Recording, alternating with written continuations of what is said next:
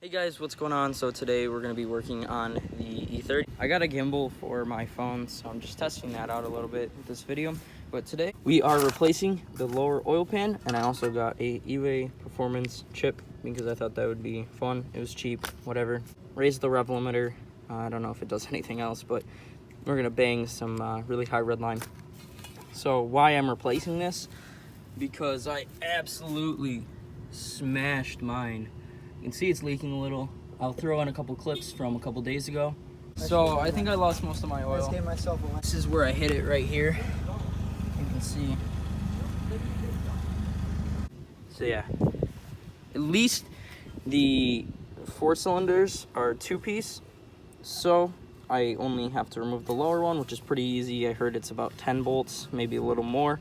And it just drops. You don't have to lift the engine or pull the subframe or anything hard like that. I'm gonna lift up the car. I'm gonna see what size bolt it is, and then I'm gonna take the old one off, and I'm gonna get started putting the new one on. Also, before I forget, I did get new wheels.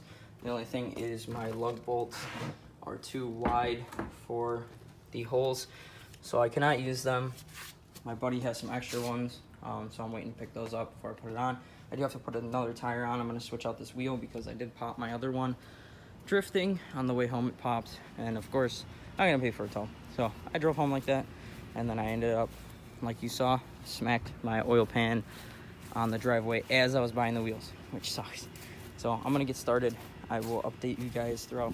A little bit of an update. I got the sway bar out finally. What I had to do is I had to actually take the caliper off and pull it from this way. Whenever I tried to pull from that way, the sway bar would actually hit the exhaust. So once I took this wheel off, pulled it this way, it hit the caliper, so I took that off.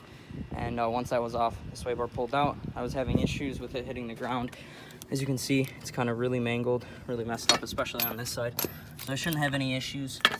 I started getting the oil pan off. I just wanted to update you guys. I've got maybe half of the bolts left, so I'm going to continue on that. I'll update you once it's off. Other than that, everything is going pretty good.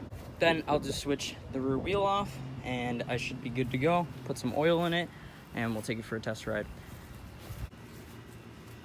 So I just got the oil pan off. A little messy. There's still some oil in it. The crack is right.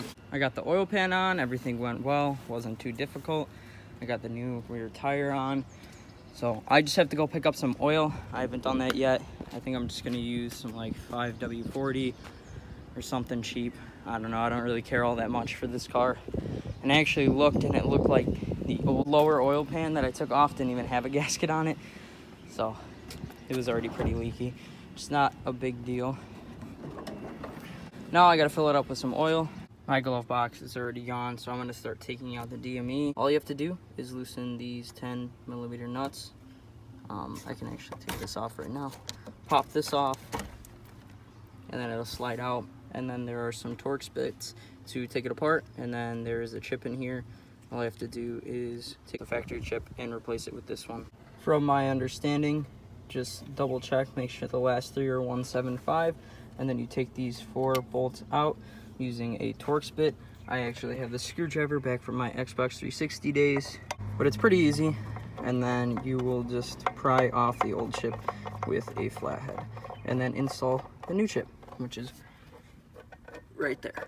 Pretty easy. The new one is installed. You do have to pry off some tabs and those 4 bolts, and that's it. So I'm gonna put the cover back on. I'm gonna throw this nice thing on here.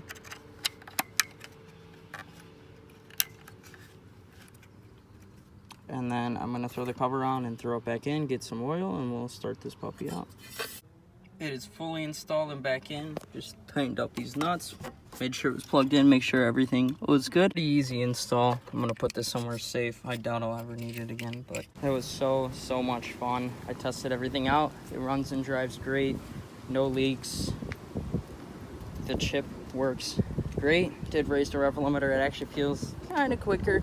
Maybe just a placebo effect, more than likely that. But this car is such a blast. It slides so easy. I want to get more videos, but it's hard doing it alone. Especially I have to fix the windows. So it's really hot. So it's kind of pain. But yeah, I also threw a really stupid sticker on here. Not this is gold. Those 2 holes from that old mirror, just threw that over it because I had it, and I threw some stickers because drift beater. I'm probably never gonna wash this car, even though I feel like washing it. I went through a dirt area the other day, and it really made it dirty. But such a blast. This car is so much fun. For $300, I'm about $600 into it, including the wheels, welded diff, coilovers, everything. It's a blast. Next thing I want to do to it is a hydro e-brake. I would love to get that in, make it a little easier to slide. It is possible to get out, but with the lack of power, it's really hard to get a consistent and controlled slide. I gotta practice a little more. I'm not used to a welded and manual. I'm used to automatic, LSD, stuff like that. I've driven like Porsche Panoramas, the twin turbo V6 with an LSD, and I've slid that. Never really 100 horsepower welded diff manual 318. So thanks for watching, guys. Hopefully you enjoyed, hopefully you learned something about the car, or just want to see more. Let me know. Thanks for watching. See you in the next one.